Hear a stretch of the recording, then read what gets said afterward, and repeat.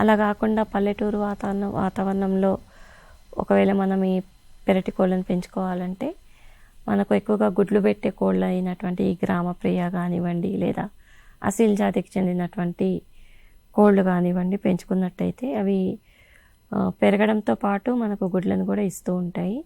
అయితే ఈ పెరటి కోళ్ళను మనమే సొంతంగా గుడ్లను సేకరించుకొని తర్వాత మనమే పొదిగేసుకొని పిల్లల్ని పెంచుకున్నట్టయితే పల్లెటూరు వాతావరణంలో ఇది చాలా లాభదాయకంగా ఉంటుంది.